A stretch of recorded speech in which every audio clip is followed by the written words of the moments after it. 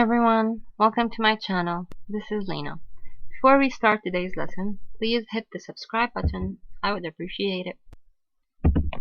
In today's lesson, we're going to talk about the coordinating conjunctions. As we know, the coordinating conjunctions are the fanboys. And what are the fanboys? The fanboys is just an easy way to remember all the coordinating conjunctions. They stand for the following words: for, and, nor, but, or, yet, and so.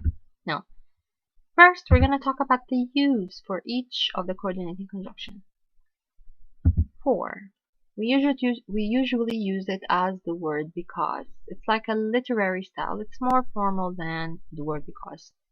And is to add extra information. Nor is like the word and, but it's for negatives. So when I have a negative in the first clause, I usually use nor to include someone else that someone else also doesn't like something or never does something. So I always have a negative with the word nor. But it adds contrast. Or joins different choices. Yet is like the word but it's for unexpected things. It's also a bit formal, more formal than the word but. So it's for cause and effect. Now, let's look at the example so we can understand them more. In the first example, let's go to the beach, for it is sunny. So here it worked as the word because. So because it is sunny today, we can go to the beach. And we add more information. I woke up early and I went for a walk. So I'm just adding to the list. I'm just saying what I did. Whether I did more than just waking up.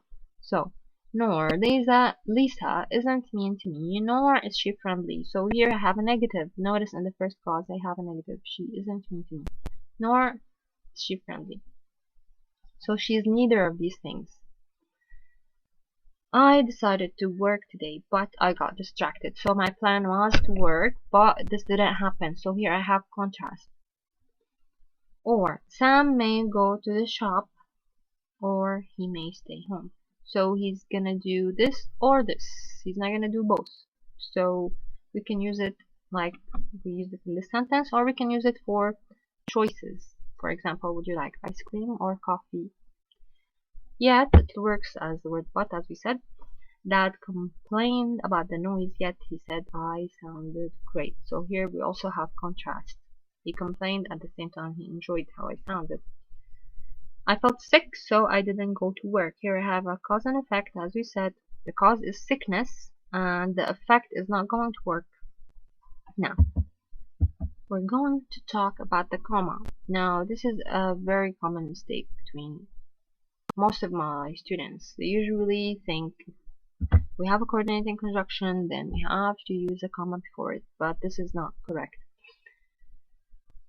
This is incorrect. So, as we know, the fanboys are the most important words in the English language, or this is what I think. We actually call them the superhero words of the English language because they can combine words, they can combine phrases, and they can combine clauses. Now we're going to use the word and because it's the simplest one. I will eat apples and oranges. Here we can see that the word and is combining two words. When I have two words, I don't add a comma before the coordinating conjunction. It would be an error. Phrases. I will eat apples and eat oranges. So here I have phrases because, as we know, phrases, they don't have a verb-subject combination. They only have either a subject or a verb.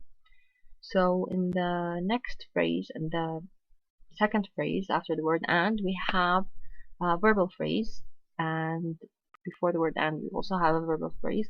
We have two phrases, so we don't need a comma here.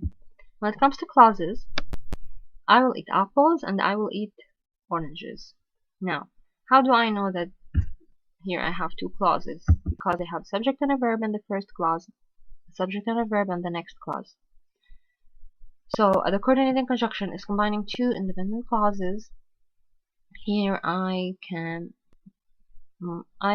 put a comma, but in this example, it's an exception because it's optional. Why is it optional, the comma here? Let's see. We must use a comma. When do we must use a comma? A comma is optional after an independent clause like the previous example, unless we have 6 or more words in the first clause. Now, as we said in the previous example, I have 4 words, so I probably should put a comma, not put a comma. It's really up to you. But look at this example. I needed some white blank papers, so I took some from your drawer.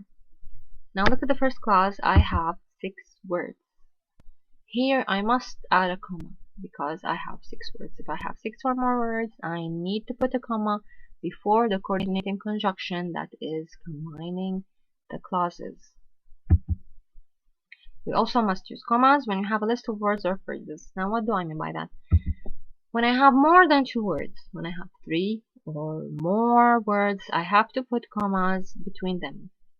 I will buy rice, sugar, bananas, and water. Now here I have a list of 4 items, 4 words. I can't add a coordinating conjunction between or after each one of them. I can't say I will buy rice and sugar and bananas. That would be a mistake. Now, what do I need to do? I need to put commas, and before the last word, I need to put the coordinating conjunction. Here, I don't need to put a comma before the coordinating conjunction. She wants to go to the park, drink tea, chat with her friend, and walk around. So here I have phrases. They're verbal phrases because they have verb. As we said, phrases, they can't have a verb and subject. They can only have one of them. So here we also added commas between the phrases, and before the last phrase we put the coordinating conjunction.